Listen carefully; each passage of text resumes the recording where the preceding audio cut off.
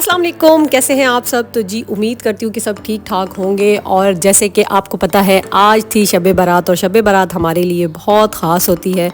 इसमें इबादत के साथ जी हम और भी दीगर लवाजमात का भी एहतमाम करते हैं।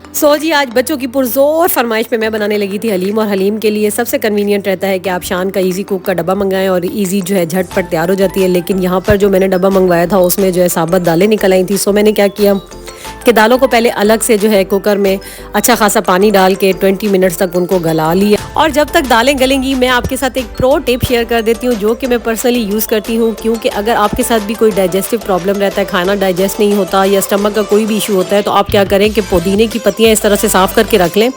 आप दिन में जब भी खाना खाएं सलाद बनाएं, उस पर थोड़ा सारा इन पत्तियों को छिड़क दें और इन पत्तियों के साथ अपनी रोटी खाएं। आपका खाना भी बहुत जल्दी हजम हो जाता है और आपको गैस्ट्रिक इश्यूज़ वगैरह भी कुछ भी नहीं होते। और जी दालें जो है गलने के लिए रख दी थी। दूसरे साइड अब मैं क्या करूँगी, क्योंकि जो रेसिपी डब्बे पे लिखी होती है वो मुझे थोड़ी सी गोल मटोल लगती है, जैसे कहते हैं ना दुनिया गोल है। मैं उसको फॉलो नहीं करती, मैं अपनी रेसिपी के थ्रू बनाती हूँ। मैंने क्या किया कि एक अलग से पैन में थोड़ा सा ऑयल लिया। और अगर अब आप बीफ की हलीम बना रहे हैं तो उसके लिए तो आपको पता है कि बीफ को आपने अलग से गलाना है। लेकिन मैं यहाँ पर चिकन की बना रही थी। चिकन जो है मैंने ऑलरेडी डीफ्रोस्ट करके रख दिया था। यहाँ पर मैंने ऑयल लिया, ऑयल को हल्का सा गर्म किया और उसके अंदर जो मैंने चिकन निकाल के रखा था उसको डाल दिया। आप बोनलेस चिकन बिल्कुल भी इस्तेमाल ना करें, हड्डियों वाला इस्तेमाल करें। क्योंकि जो है हड्डियों का रस जब आता है ना हलीम में तो उसका टेस्ट बहुत ज़्यादा जो है वो बढ़ जाता है। साथ जो शान का पैकेट था हलीम का मसाले का, वो सारा का सारा मैं इसमें ऐड कर दूंगी। तकरीबन 1 किलो के जितना ही मेरा यहाँ पर गोश्त था। पैकेट ऐड करूँगी, इसकी अच्छी तरह से मैं 3 से 4 मिनट तक भुनाई करूँगी। क्योंकि जो आप देख रहे हैं कि मेरा जो थोड़ी सी चिकन है वो अभी भी थोड़ा सा फ्रोज़न है।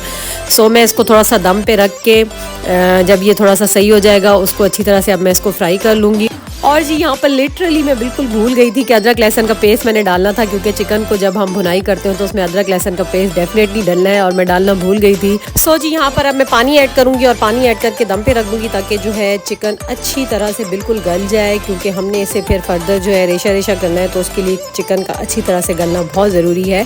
और बाय द वे खैर है आपसे भी हो जाती है भूल चूक, मुझसे भी आज हो गई है और हम बहुत सारे काम इकट्ठे कर रहे होते हैं तो इस तरह के छोटे मोटे भंड तो चलते रहते हैं। दूसरी साइड पे जो है मेरी दालें जो है तकरीबन गल चुकी थी। अब मैं क्या करूँगी कि ब्लेंडर से इनको अच्छी तरह से ब्लेंड कर लूँगी। अब घोटा तो मैं मानने से रही क्योंकि हमें जो है काम भी जल्दी जल्दी करना होता है और हर काम हमें परफेक्ट भी चाहिए होता है। यहाँ पर मैं जो है देगची के अंदर ही ब्लेंडर से करती जा रही थी और बहुत ज़्यादा बारीक मैं बिल्कुल भी नहीं करती। क्योंकि हलीम और दाल में फ़र्क यही होता है कि दाल हम बिल्कुल अच्छी तरह से गला लेते हैं और उसमें कोई भी दाल का जो है वो नहीं आता। लेकिन हलीम में थोड़ा सा जो है ना क्रंच आना चाहिए, मुझे अच्छा लगता है। मैं दाल को बहुत ज़्यादा पीसती नहीं हूँ, बस दरदरा सा जो है इनको ग्राइंड कर लूँगी। और उसके बाद जो है मैं आगे का हलीम का जिस तरह कि मैं आपको दिखा रही हूँ चम्मच से निकाल के कि बस फाइनली मैं इतना ही इसको ब्लेंड करूँगी। और उसके बाद जो है मेरा जो चिकन है वो भी यहाँ पर ऑलमोस्ट गल चुका है। मैं यहाँ पर मसाले से चिकन की बोटियों को अलग कर लूँगी और उसको अच्छी तरह से मैं हाथ की मदद से श्रेड कर लूँगी।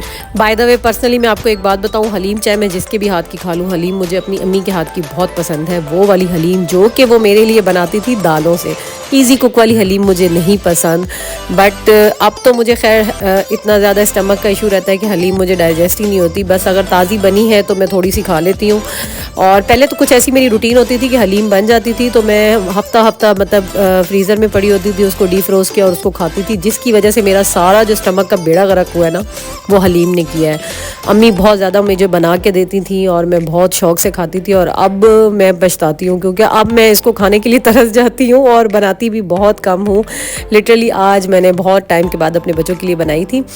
यहाँ पर मैंने जो है चिकन श्रेड कर लिया है। चिकन मैं इसके अंदर ऐड कर दूंगी मसाले के अंदर और साथ ही जो मेरी दालें हैं जिनको मैंने ग्राइंड कर लिया था वो भी साथ ऐड कर लूँ। और अब इनको जो है मैं इकट्ठा पकने के लिए रख दूंगी। बाय द वे आगे चल के मैं आपके साथ एक बहुत ज़बरदस्त एक और टिप शेयर करने वाली हूँ जो कि आपकी ज़िंदगी को बहुत आसान बना देगा। क्योंकि इन दिनों हमें वो काफ़ी ज़्यादा प्रॉब्लम हो रहा है क्योंकि गैस जो है वो आ नहीं रही और हम जो है मशीन के थ्रू जो गैस आती है उससे आप भी रिलेट करेंगे कि बर्तन बहुत ज़्यादा काले हो जाते हैं। और जिन काले बर्तनों को साफ़ करने के लिए आपने भी मेरी तरह बहुत सारी यूट्यूब से टिप्स देख के फॉलो की होंगी। लेकिन आज जो मैं आपके साथ टिप शेयर करूंगी ना यार, यकीन माने बहुत सस्ते का काम है और इतना अच्छा आपको रिजल्ट मिलेगा ना जिसकी कोई इंतहा ही नहीं है।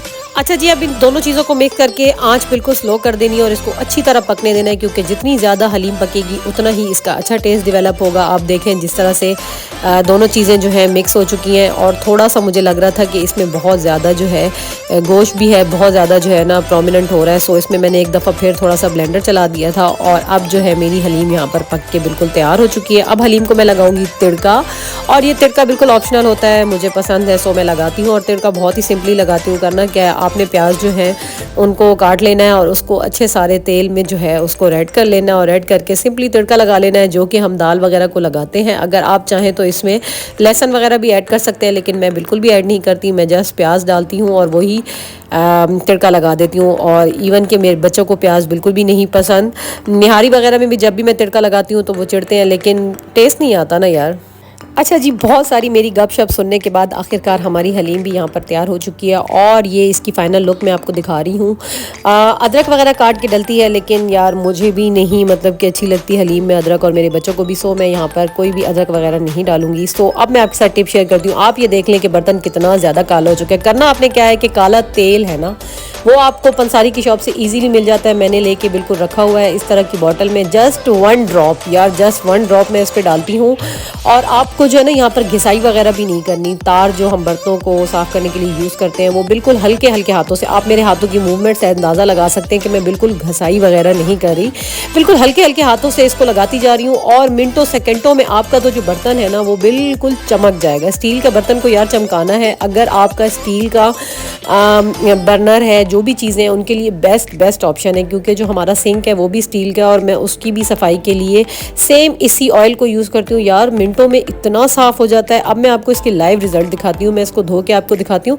हाथ तो आपके ख़राब होंगे, हाथों के लिए अलग टिप्स हैं, लेकिन यार ये देखें बर्तन मतलब कि फ़ौरन से 1 मिनट के अंदर बिल्कुल बग़ैर किसी मेहनत के बिल्कुल स्टील का बर्तन आपका चमक जाता है, और कुछ भी आपने नहीं करना। सो जी, यहाँ पर शब बारात के लिए ज़र्दा वगैरह भी बन रहा था, और हम ज़र्दा भी इंजॉय कर रहे थे, और साथ साथ इबादत भी हमने की है। इबादत आपने बिल्कुल भी नहीं छोड़नी, क्योंकि जो लोग कहते हैं कि ये रात इबादत के लिए नहीं है, यार इस तरह से बात नहीं करते। बहुत सारी चीज़ें ऐसी हैं जो दीन में हमें नहीं कही गई, लेकिन हम उनको फॉलो कर रहे होते हैं ना।